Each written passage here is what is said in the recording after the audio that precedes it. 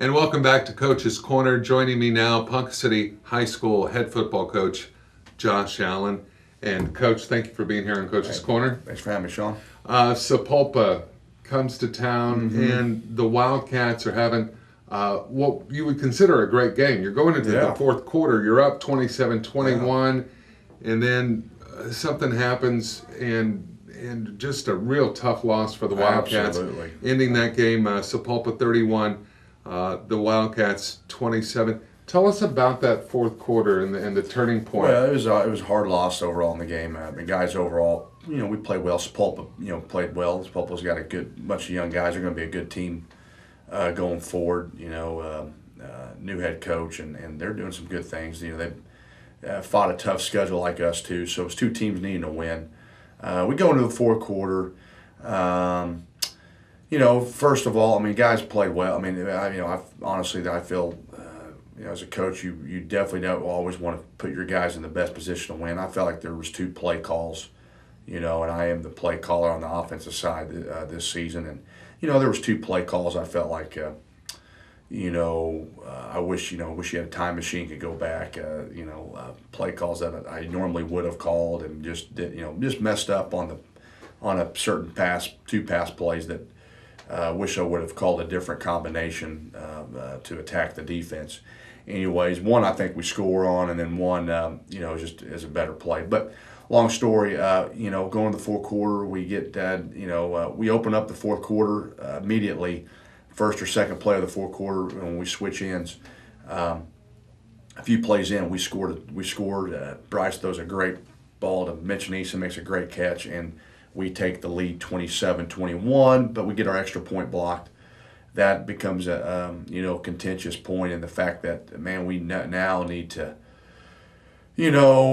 still be aggressive because one touchdown, the extra point, and they win the game. So instead of just running the ball and trying to be a little more conservative, we still wanted to have a little bit aggressive. And anyway, we get into our defense stops them. We get another drive going, and we get a holding call, puts us back. We run the ball, get a holding call, and next thing we know, we do a sprint out pass. Again, one that I wish I had a different call to play that we hadn't really repped a whole lot, and wish I would have called a different one. And we end up throwing an interception in that one. And that point on, they get the ball close to midfield. They do a trick type play, get it down inside our 10. Or pretty much 10, and then end up scoring and end up taking the lead 28-27.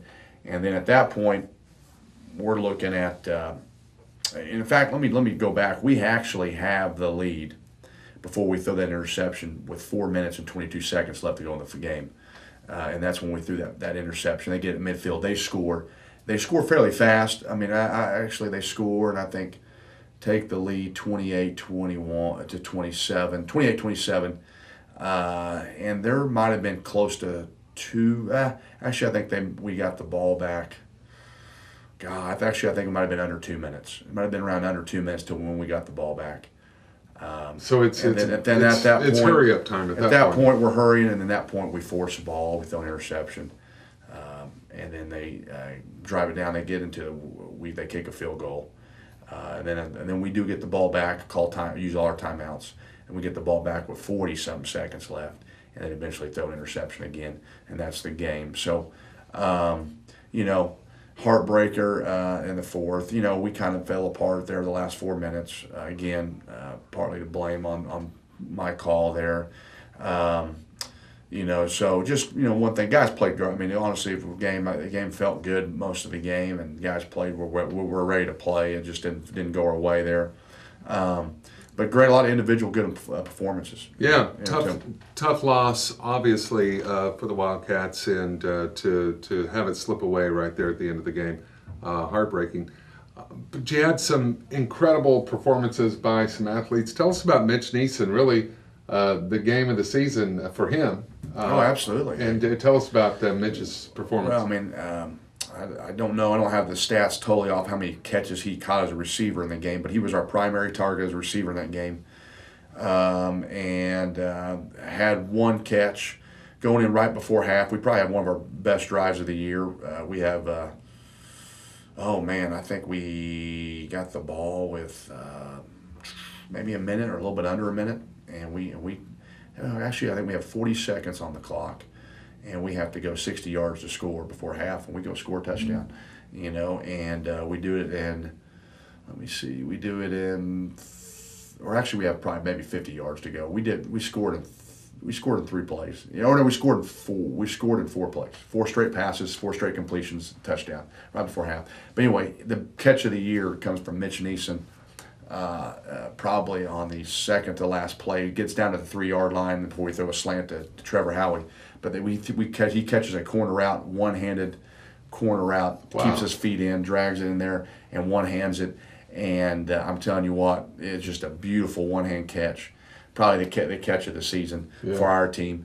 You hope somebody's snapping photos on Oh, that yeah, one. we got great film on it. Oh, good. And our good. manager girls do a great job filming. And then we got perfect view. But he'll get to carry that the rest of his life. Anyway, not only does he catch that amazing catch, and he also caught an interception.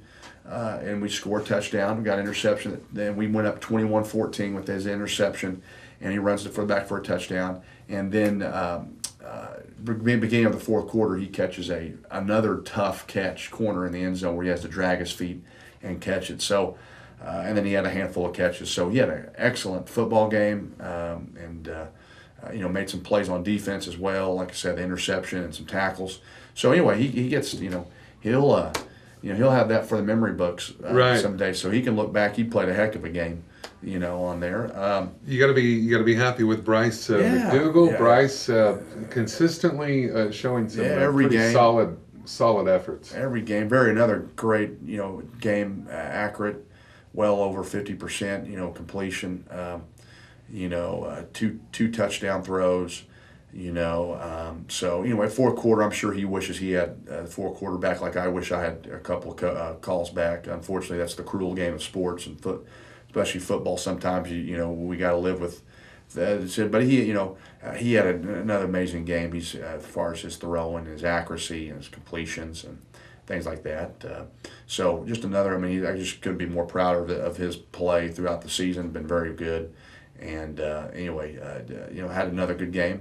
Just wish, he probably wishes that he could have had a few things in the fourth quarter back. Right. So, yeah. Take us to the defensive side of the ball. Trevor Howie, you got to be pleased with that. Yeah, Trevor Howie just consistent, makes plays and tackles well for us. I'm telling you what, he saves big plays sometimes for happening with how well he tackles in the open field. Taylor Denton, a corner gets an interception right before half too. And played well. So, Michael Rowland up front, Michael Rowland and Clayton Coomer and Jared Kimball up front played a good game. Matt McKinney, who's had our inside linebackers, had actually a great couple of weeks playing as well. Did a good job, and just proud of our guys. Our outside linebackers, Neeson and Wilson, always do a heck of a job, and so anyway, just happy with our defense competed well. We had to make some changes schematically to slow. This Pulpa came out and did some things that we normally didn't see on film, so we had to make some changes, and those changes slowed them down and worked well. Happy with them. Going back to Daryl Arita too, on the offensive side, also played well. We got him the ball and as a running back, and it balanced our offense out. We actually ran the ball pretty well in this game. And good. It was a good effort on some of the guys. Like I said, up till a couple key plays in the fourth, it was a very solid game from some guys. Yeah, absolutely. Well, coming up next for the Wildcats, the third home game in a row. Norman comes to town. This is a non-district matchup, and Norman coming to town. Before we talk about Norman and the matchup specifically, it's senior night. Big night. A lot of these football players for Ponca City High School will be playing in their very last game for their Pohai football career, and senior night's always special for many different reasons. Your seniors going in, you got to be proud of your seniors, and this is probably gets pretty emotional on senior night, doesn't it? Absolutely. Well, we have over 20 seniors this year. Great guys. Some guys have been with me through their, since the freshman on through. Most of those guys have been one of my best. Been the most fun coaching groups since I've been there. Ranked them up there with 2014 crew as being some of the most fun guys to coach. They and a big chunk of them have done everything we've asked as far as workouts and off-season time commitment.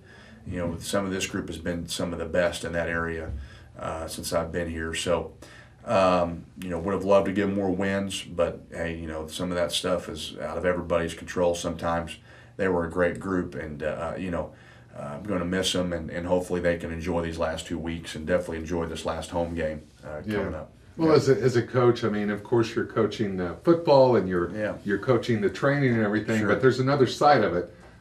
There's really a mentoring side, and you really get that opportunity to make those connections and they experience. Tell us about that. Yes, I mean, like you said, obviously most coaches.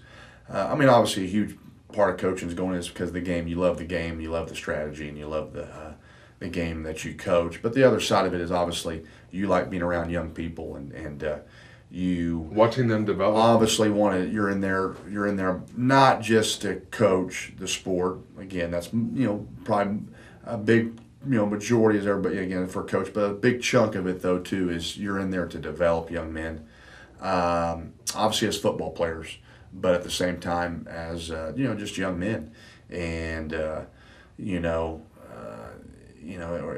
else you shouldn't be into coaching if you don't do that. So we as coaching staff really do care about these young guys and hopefully want to stay in touch with them as life goes on, and we invest a lot of time in them, and same thing with the players of what we ask in us. So when it's definitely something that hopefully that we carry on, and hopefully you get to. It's fun getting to see old guys and old players you've coached and stay in touch and you develop that relationship with them. I mean, obviously most guys will you won't talk to very rarely, but when you do finally say get in touch with them sometime, there's a special handshake, special bond, there. So Right, yeah. absolutely. Yeah.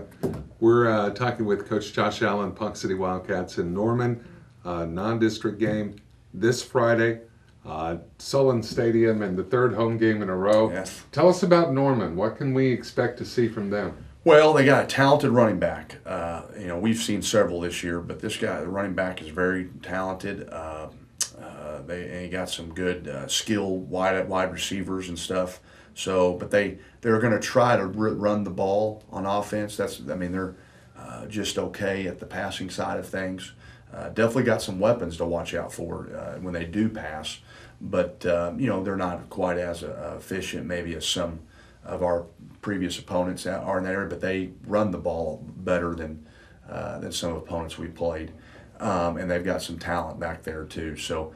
That'll be something that we're concerned with is their talent to run the ball and the guys carrying the ball, how talented they are. So that'll be the biggest challenge for our defense. Offensively, breaking down their defense, solid, well-coached ball club. They line up where they're supposed to be at. They play hard, but at the same time, we've seen about everything at this point, and we feel like if we just be us, focus. Really, our biggest enemy in this game won't be might not even be Norman defense. It might be more how we are handling or executing type thing. Right. So on offense, if we just be us and execute, play with confidence, play fast, we should be okay. All right, looking for a big crowd at Sullen Stadium for senior night. It is Norman coming to town on Friday, and then you wrap up the season on the road. Yes. Muskogee. Yeah, nice little short drive to Muskogee. Yeah, Gotcha. boy, no doubt. That is a bus ride, isn't it? Hey, listen, it is, man. But last year, the quarterback club got us a little Golden Corral on the way back. Of course, that also prolonged it by about another hour. So Right, I don't know, right. but it was a good. It was okay. It's a good meal, good meal, right? Darn good meal. Yes. Yeah, I got you. Absolutely, absolutely. Well, Coach, we're looking forward to the Norman game, Muskogee on the road to wrap up the season. I mean, let's be honest. It's been a tough season, Sure, but you've yeah. watched a lot of these young men develop, and of course, with senior night here with Norman, you got to be proud of your athletes. You've got there's a lot of high points, and to say it's not always about the wins and losses, but you see some positive development, Absolutely, not only from these individuals as young men, but academically and everything else. You got to be happy with that. In fact, we have a weekly ineligible list, and I could say this probably for the first time in 5 years. We didn't have I have a 65, and if you count managers and trainers, is over a 70-person roster on the varsity. We didn't have one person on the ineligible list. Not one person had an F. A high school kid. So that says Is that a first? Yeah, that's a first. That's a first. Wow. Well, I mean, laws of averages. You're going to have somebody. 1 to 3 guys that have an F and something. Right. And we didn't have anybody on there. So, again, that just shows our guys are buying into doing things right and taking care of what they need to take care of and put priorities first. And those are things we preach. Yeah. There. So, but yeah, it's more wins and losses. Hey, listen, because these guys, we work just as hard as a team that's going 9-1. Again, there's things that that coaches or players can't control. In making some of those teams that do win. And I mean some of these. And so. Not saying that we could have been better at some things. Obviously, of course, when you're one and whatever, we are. There's always something we could have been a lot better at. That could have been coached better. Could have been executed better by our players. But there's also a handful of things that are out of anybody's control when it comes to win losses. So when you're win losses don't tell the whole story. Don't meet the whole thing. I mean.